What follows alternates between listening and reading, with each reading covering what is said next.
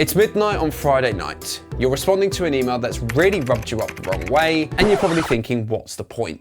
Excessive workloads, monotony, and bad bosses are only scratching the surface of quiet burnout. You're exhausted, you're drained, and yet you keep showing up to perform, yet you're running on fumes. But what does this actually look like in 2026? Employees have a lot on their shoulders. 50-hour weeks, commuting time, childcare, and mortgage obligations.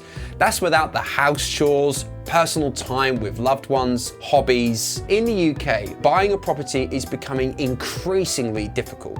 Whether the government is reducing ISA thresholds or general financial volatility, you put this together with a lack of wage growth and you essentially have a recipe for burnout and quiet complacency. So throughout all of this madness, who exactly supports you, the employee? HR, the kryptonite to employee livelihood, the buzzkill to modern workplaces.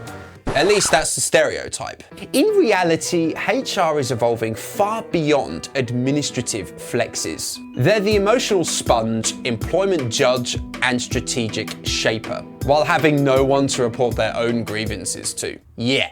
Before going any further, you don't need to be an HR person to have a high level of responsibility or experience burnout. However, using HR as the lens here, just imagine a job description that contains the following. CIPD qualified, which costs more than my PC, and that was expensive, by the way. Strong knowledge of UK employment law, a strategic mindset, ability to adapt in a fast-paced environment. Now, I could go on, but to save your eye rolls in the comments, you are essentially the therapist, solicitor, business partner, director, admin manager. What exactly is the priority here? Well, it depends on the business, and this is exactly where HR professionals can sink deeper than the Mariana Trench. And you may not realize it, but this is quietly breaking workforces. Where do I begin? Disciplinaries, appraisals, a 20-minute phone call with an employee on the phone, you're needed here. Dismissal, for the benefit of the organization, you are definitely needed here.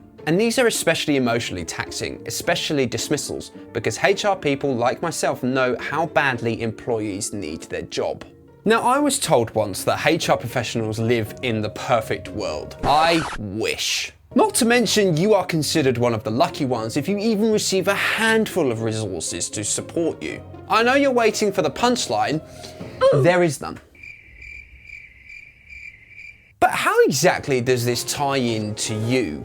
Whether you are in HR or not, this level of responsibility is mirrored in the components that we discussed earlier. Relationships, finance, parenting, hobbies, life can hit you hard, but it can hit you much harder if you are spending 80% of your week in an environment that crushes your motivation. Now, this would ultimately introduce HR professionals and present them as the villain. They actually quietly fight your corner. First and foremost, they are anti-burnout activists. Burnout means disengaged employees, less productivity, and deadlines not being met. This is where HR will slam the pause button. They'll have a human conversation with you, they'll enforce your employment rights, make decisions based upon evidence, and remain fair, impartial, and yes, human. Number 2, they influence rather than fight. Humans deserve dignity, respect, and acknowledgement.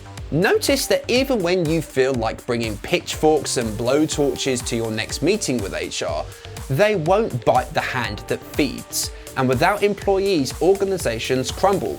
Work doesn't get done, customers aren't satisfied, and revenue isn't generated. And HR will always challenge unethical decisions. And finally, number 3. They recognize the constant cycle. This is the most important one of all that essentially ties this entire video together. Let's face reality here for a second. Governments will not pivot from false promises. The cost of living will continue to increase, and the physical and psychological taxes of work will remain. But the problem isn't bad managers. It's a constant evolution that we're quite simply not prepared to face. We're bound to feel a little behind from time to time. The sooner we realize collaboration beats coercion, the less likely we are to feel alone in our work, which is what can help stop the cycle of burnout. If this one hit home, share it with a friend, a colleague, or even a manager. I really appreciate your time and thank you for watching this video. The next video will be a little less this, I promise. Take care, I'll see you in the next one.